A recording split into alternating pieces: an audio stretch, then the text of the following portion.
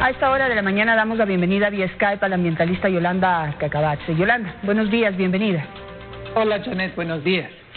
Bueno, amanecemos hoy con esta noticia en el sentido de que ya hubo acercamientos entre el gobierno ecuatoriano y el gobierno chino y hay una aceptación para poder negociar el tema de la presencia de esos barcos pesqueros alrededor de Galápagos.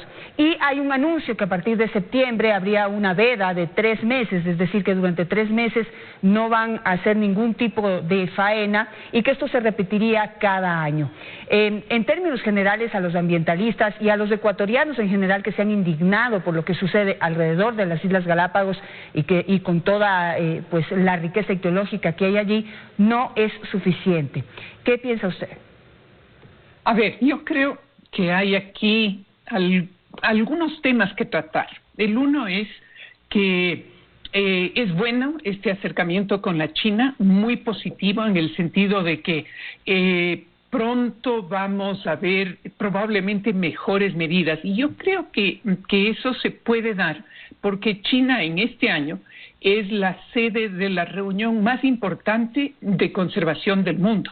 La Convención de Biodiversidad 2020 es el evento que más participantes tendrá, más temas tratará y más acuerdos trata de promover.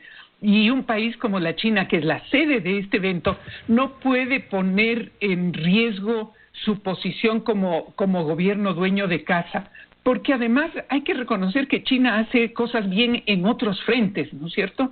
Cuando miramos acciones que se han desarrollado a cabo en ese país para reducir la contaminación industrial, para mejorar la calidad del suelo, para sembrar árboles, son medidas positivas y que quisiéramos ver lo mismo en cuanto se refiere a la explotación de los peces en el océano.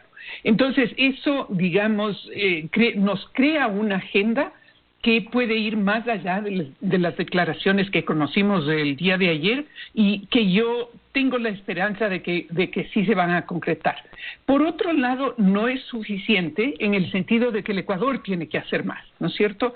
La zona de protección, el área marina de Galápagos es pequeña en relación al tamaño de la responsabilidad que tenemos de preservar unos recursos que no hay en ninguna otra parte del mundo. Entonces, las conversaciones que hemos tenido ya con Costa Rica para oficializar ese corredor de conservación entre Costa Rica y el Ecuador de las Islas de Cocos y de Galápagos está ya en camino y esperamos que se concreten en cuestión de un par de meses.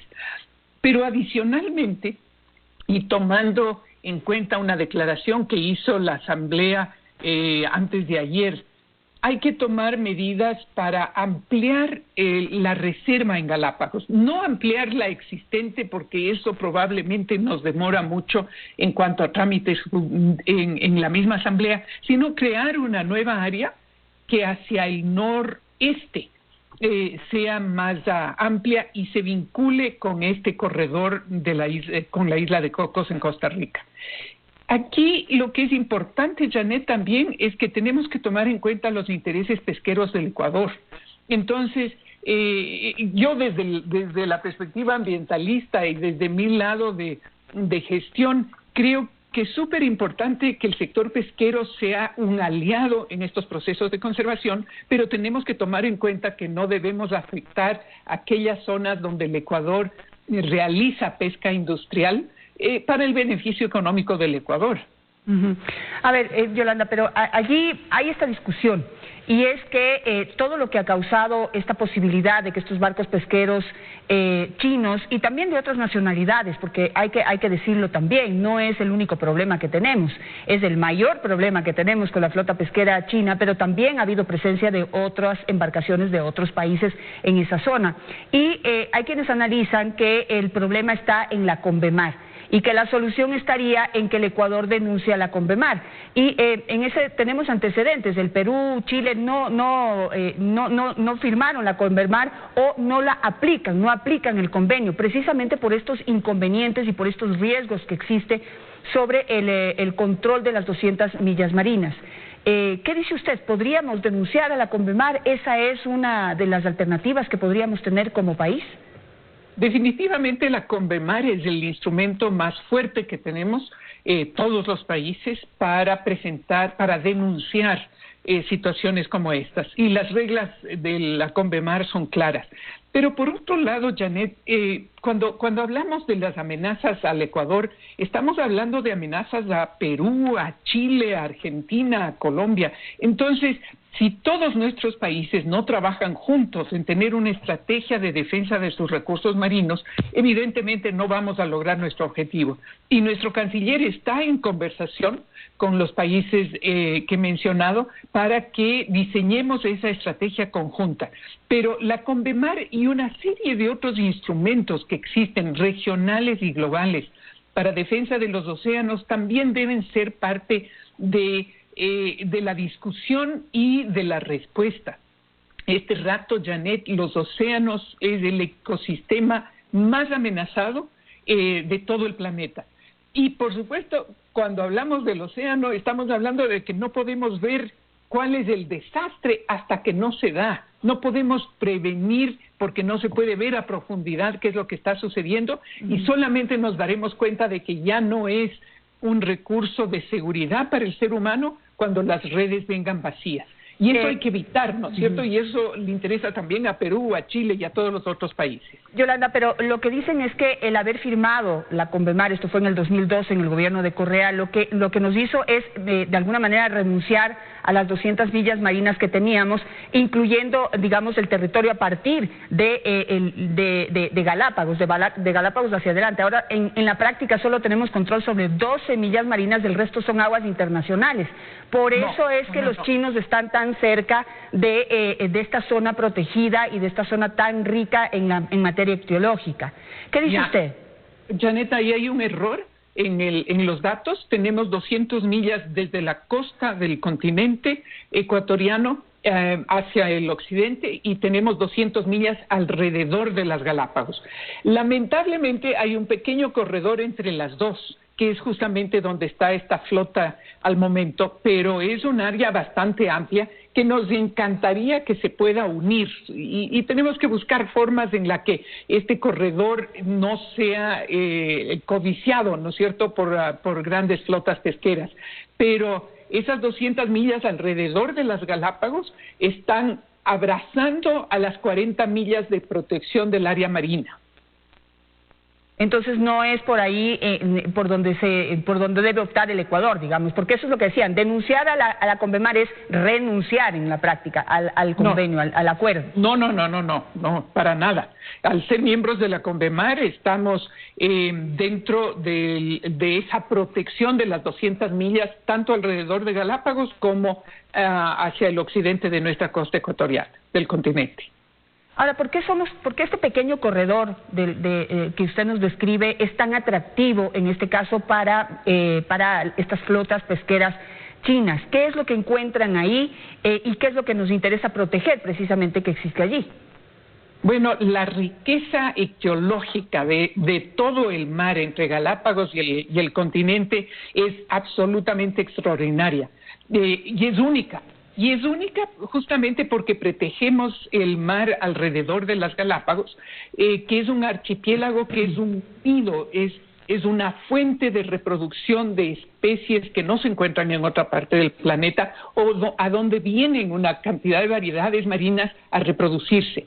Entonces, ese sitio de reproducción lo hace tan atractivo porque toda la cantidad de los cardúmenes que se encuentran alrededor de las Galápagos y de la costa ecuatoriana son más ricos de lo que se encuentra en otros lugares del Pacífico Este.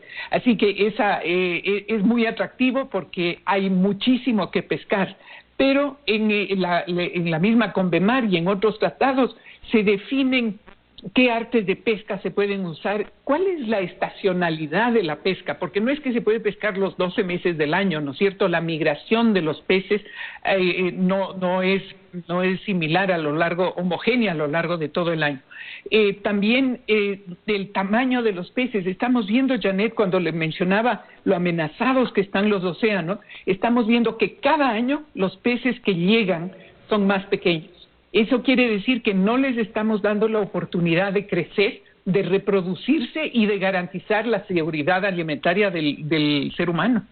Se decía, o se describe que esta moratoria, es como le llaman, esta moratoria de 3 meses en que la flota pesquera no va a realizar ningún tipo de actividad, era precisamente para permitir que el calamar gigante pueda reproducirse. Pero mi pregunta va en ese sentido, 3 meses de moratoria al año, que es lo que dicen que van a respetar de aquí en adelante, ¿es suficiente para permitir precisamente eso, no solamente la reproducción de estas especies únicas, sino también la posibilidad de que se desarrollen de manera adecuada, de manera normal, como debería ser o como era antes? Ya, no sé la respuesta, Janet. Me gustaría hablar con un experto marino que sepa sobre la reproducción del calamar para que nos pueda ilustrar sobre ese tema. Pero en general sabemos que existen en este rato modelos de pesca que son sustentables. Y aquellas flotas pesqueras que aplican estos modelos de pesca han logrado que su producto sea certificado para el consumidor. Y a eso deberían apuntar todas las pesquerías del mundo, ¿no es cierto?, que puedan garantizar al consumidor que no están destruyendo la fuente de la pesca de nuestros océanos, sino que son una explotación racional del recurso para parte de la alimentación del ser humano. Ahora, dentro de esos acuerdos y dentro de la indignación y la preocupación que existe alrededor de Galápagos es la pesca de tiburón. No sé si usted nos puede aclarar, pero hasta donde yo sé, el tiburón es una especie protegida y no debería pescarse ni un solo ejemplar. ¿Cómo está la norma? ¿Se puede, no se puede? Hay especies que no se puede, porque el rato que botan la red o que aplican cualquiera de sus técnicas que dicen que son terribles, ahora le voy a preguntar también sobre eso, no se puede saber cuál especie es la que cae y cuál es la que no. Ya, ahí la respuesta va por el arte de pesca que se está utilizando. Hay artes que pescan todo lo que cae ahí. Hay otras artes que son selectivas por el diseño del sistema. Y por supuesto siempre habrá uno que otro tiburón en la pesca responsable. Y lo que las flotas responsables y que realmente siguen las reglas del juego tratan de evitar esa pesca al máximo. En Galápagos tenemos muchas especies de tiburón y varias de ellas están en peligro de extinción, al borde de la extinción, en riesgo de convertirse en una especie en peligro de extinción. Entonces, tenemos una serie de categorías dependiendo de la especie, pero en general todas deberían ser protegidas, ¿no es cierto? Porque una de las maravillosas características de las Galápagos es que el ser humano puede navegar y puede nadar junto con los tiburones, porque el tiburón no se siente amenazado, porque hay un ciclo de vida absolutamente equilibrado. Y eso es lo que debemos proteger en el momento que Galápagos se convierta en un mar como cualquier otro, donde ya no podemos gozar de la cercanía a especies que consideran que el ser humano es amigable y no una amenaza. Ahí estamos destruyendo lo que yo diría es la gallina de los huevos de oro del Ecuador. Ahora, dentro de los acuerdos y las conversaciones que se están llevando a cabo con China, se les debería poner sobre la mesa eso, porque lo que sabemos es que vienen justamente en busca del tiburón. Para ellos la aleta de tiburón es un producto muy exótico, muy codiciado, muy consumido en la China. Entonces vienen específicamente porque pues es un área que está absolutamente rica en muchas especies de tiburón que ya se ha dicho, algunas están en peligro de extinción, pero pues parece que es algo que no les preocupa en la realidad. Vienen precisamente por esa especie y de paso llevan algunas más. Sí y no, Janet. No solamente es la China, sino el sureste asiático, el que como parte de su cultura de gourmet le encanta comer la sopa de aleta de tiburón, pero ya se han tomado medidas justamente a través del Fondo Mundial de la Naturaleza, la WWF, que yo presidía hasta hace unos años. Logramos que la China, el gobierno de la China, el presidente, prohibiera el servir sopa de aletas de tiburón en cualquier banquete de gobierno. Eso está ya totalmente prohibido, pero no es suficiente, por supuesto, porque la sociedad sigue consumiendo. Sin embargo, usted llega a Hong Kong, llega a Corea del Sur, llega a Taiwán y ya se encuentran restaurantes que anuncian en su menú: aquí no se sirve sopa de aleta de tiburón. Y eso está creciendo, es una nueva forma de contribuir con todos los países del mundo y con todas las especies marinas, pero por supuesto yo estoy consciente que lo que hemos avanzado hasta este momento no es suficiente para proteger a las especies. La pesca ilegal de tiburón, como lo vimos hace pocos meses con esa denuncia de ese barco que llegó a Hong Kong con repleto de aletas de tiburón, es una evidencia de que continúa, sobre todo a través de la ilegalidad de la pesca. Los tiempos, me preocupan los tiempos. En ese momento no solamente que una conversación natural, digámoslo así, podría demorar hasta poder llegar a los acuerdos necesarios y que puedan llegar a respetar pues la conservación de esas especies y los derechos de un país como el nuestro. Y paralelamente tenemos esto, que con la China precisamente tenemos en este momento una deuda que queremos reperfilar, que queremos renegociar y además queremos pedirle nuevos préstamos. Entonces eso vuelve a la negociación y a las conversaciones mucho más delicadas, mucho más que deben tener mucho más cuidado. ¿Cómo ve usted los tiempos? Porque de lo que dicen los ambientalistas, y usted me podría confirmar, hay especies que ya no van a resistir o que quizás no puedan resistir ese tiempo que se necesita para llegar a acuerdos. Son muchas las presiones sobre el tiempo, pero yo creo que justamente por esas presiones que tenemos, nuestro acercamiento a la China debe ser de una negociación seria y madura. La China, ¿se imagina usted lo que sería para la reputación de la China que condicione esta pesca que afecta a las Galápagos en las negociaciones de la deuda? Eso no lo va a hacer la China nunca, porque la China conoce cuáles son los riesgos también para su reputación global, ¿no es cierto? Y en este momento el tema de protección de la naturaleza, el tema de conservación, es uno de los intereses más importantes de la China. Como yo les decía, es la sede este año de la COP de biodiversidad, que es el evento más importante de los últimos 20 años en biodiversidad. Entonces, ese acercamiento, la respuesta de ayer ya es una señal de que nos estamos acelerando, ellos y nosotros. La respuesta de Costa Rica y Ecuador de acelerar la formalización del corredor de protección será cuestión de un par de meses. O sea, estamos conscientes de que esto tiene que actuarse lo más pronto posible y que no es solamente para beneficio de las Galápagos, es para beneficio para la seguridad alimentaria del Ecuador y de todos nuestros países. Como le decía yo, el océano es un seguro de vida y de salud del planeta. Bueno, que usted y Roque Sevilla estén involucrados en esto y que estén participando directamente en la asesoría al gobierno para poder llegar a estos acuerdos, para poder pues plantear acuerdos que respeten con conocimiento el tema de la protección de la riqueza ictiológica en las Galápagos, es una garantía, es una tranquilidad. Así que espero que... Tal vez le comento una cosa más respecto a esto de la comisión, Janet. Yo creo que debemos valorar la decisión del gobierno de crear una comisión multisectorial.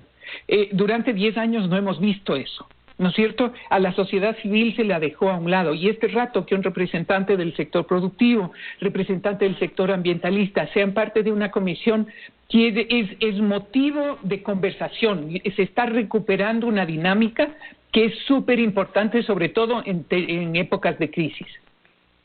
Me parece muy bien, y como le digo, genera confianza que usted y Roque Sevilla estén integrando esta comisión multisectorial. Veremos qué pasa. El mundo entero está está pendiente de las decisiones que se tomen, que tome la China, que tome el Ecuador y que tomen todos los involucrados en la protección de esta importantísima área para el Ecuador y para el mundo. Gracias, Yolanda, por estar esta mañana con nosotros. Gracias, Janet.